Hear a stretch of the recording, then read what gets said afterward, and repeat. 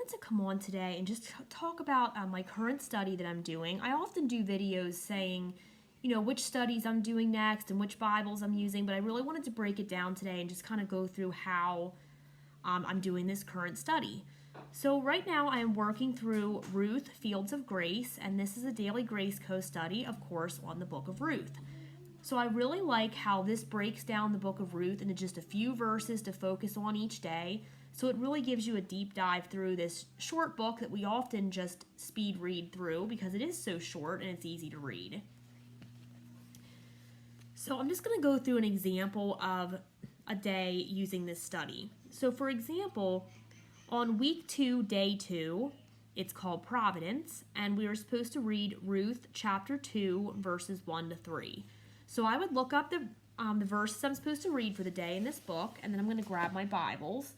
So I have a lot of Bibles, if you haven't guessed that already. So I may switch them around sometimes as which ones I'm using, but right now I have been sticking to these Bibles for this study. So this is the CSB Study Bible for Women. And I'm in, of course, here the book of Ruth, and as I said, we're reading chapter 2, verses 1 to 3. So I'd find that in here. And it says, "Now Naomi had a relative on her husband's side. He was a prominent man of noble character from Elimelech's family. His name was Boaz. Ruth the Moabitess asked Naomi, 'Will you let me go into the fields and gather fallen grain behind someone with whom I may find favor?' Naomi answered her, 'Go ahead, my daughter.' So Ruth left and entered the field to gather grain behind the harvesters. She happened to be in the portion of the field belonging to Boaz, who was from Elimelech's family." Once I read that, then I would go and look here below to the study notes for those verses. So we have Boaz, which in Hebrew means "in him is strength." He was an honorable man of wealth and influence. He was respected by the employees and community and was a gentleman even in dealing with women who were not from his ethnic or economic background. We also have a note for verse 2. The fallen grain was God's provision for the poor and homeless, and there's a reference to Leviticus there that explains that. The ancient custom of gleaning was codified in the law so that the widow or an alien woman like Ruth had the right to gather fallen grain from any field she chose. And then finally we have a note for verse 3, which was when Ruth chose the field in which to glean, she had no idea of the circumstances surrounding Boaz and his connection to her deceased husband's family. The entire book of Ruth clearly presents the providence of God working behind the scenes and preparing the way for his plan. So I would take a look at those notes, and there's different resources like character profiles and charts and everything, so I would take a look at all of that. Next, I'm going to move to another Bible I'm using, and you don't need to use more than one Bible, I'm just crazy like that, but I'm also using the ESV Women's Study Bible. So I'm going to open again in here to Ruth chapter 2, verses 1 to 3. And then I'm going to read it in the ESV translation, which says, "Now Naomi had a relative of her husband's, a worthy man of the clan of Elimelech, whose name was Boaz. And Ruth the Moabite said to Naomi, 'Let me go to the field and glean among the ears of grain after him in whose sight I shall find favor.' And she said to her, 'Go, my daughter.' So she set out and went and gleaned in the field after the reapers, and she happened to come to the part of the field belonging to Boaz, who was of the clan of Elimelech." So then I'm going to look at the notes down here as well. So for chapter 1, or verse 1, it says, "Boaz is described as worthy, which can refer to one's character, wealth, social standing, or strength. The same word is used to describe Ruth.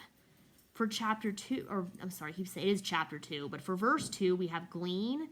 The poor, sojourners, widows, and orphans were allowed to gather standing grain in corners or borders of fields, as well as stalks or sheaves that had been left behind by the workers, in whose sight I shall find favor." There's also a note about that in chapter 2, verse 10.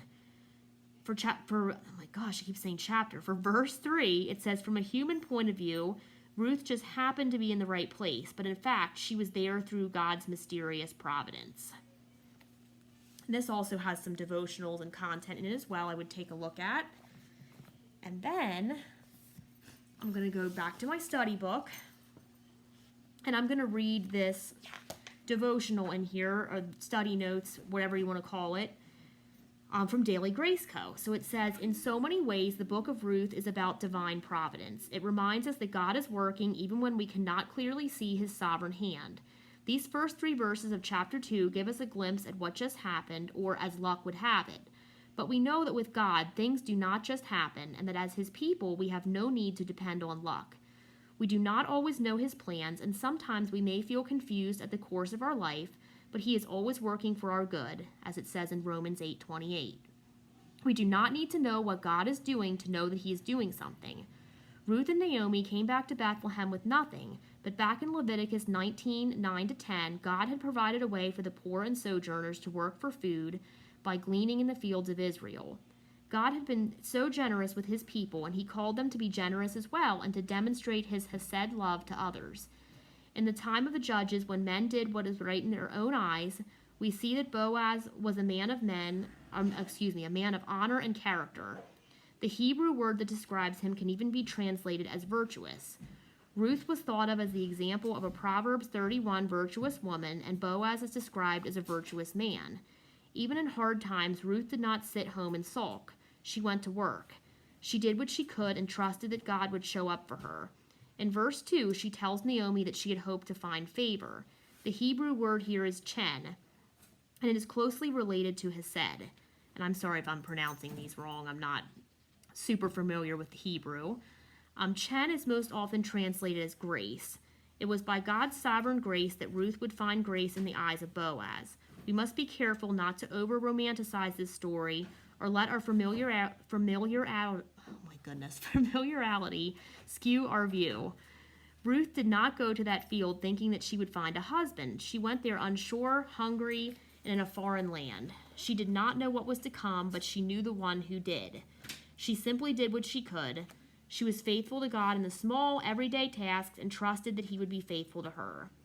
God's greatest work is often done in the bleakest of situations. We see that here in Ruth, and we need not look any farther than the cross to see that Jesus died for us while we were yet sinners, which is in Romans 5:8. The darkest night of the crucifixion brought forth the bright light of redemption. We can trust him in our situations as well.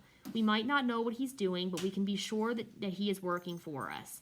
We might not know what the future holds, but we can know that the one who holds the future is holding us. After that, then, I would move on to my day 2 questions here, which are, have you seen the providence of God in your life? In what small daily task can you be faithful? And how is the gospel the ultimate example of good coming from bad because of God's grace? I tend to not write in these books because of the glossy pages. I usually use a journal or just some notebook paper, so I don't have them written out in here, but I would go over those questions. And then finally, my last step for this is I have been using this Woman After God's Own Heart Bible as my devotional to go with everything. So this is an example of chapter 2 here, the book of Ruth. We have for your heart and mind little article. It says daily diligence. It's easy to confuse diligence with busyness. We can be busy shopping, surfing social media, watching TV, or even overcommitting at work. But a diligent life isn't frantic striving. A diligent life is filled with fruitful work and rest in the Lord throughout each day and season of life, the springs, the summers, autumns, and winters of each year. Diligence means tending to what is truly important one day at a time. So I would go through here and just whatever the content is for that day, I would use that to help me as well. So that's my current study. Again, it is Ruth, Fields of Grace from the Daily Grace Co. And some of the Bibles I've currently been using with that are the Woman After God's Own Heart Bible, which is New King James Version. I won't take the time to do it now because this video is kind of getting long here for what I wanted it to be. I would possibly read the scripture in the New King James Version as well. I just didn't take the time to do that in the video today. I've also been using the ESV Women's Study Bible. That one's from Crossway. And then finally, the CSB Study Bible for Women from Holman. So that is my current study on Ruth. I would love to hear what you are studying as well if you would like to comment that below.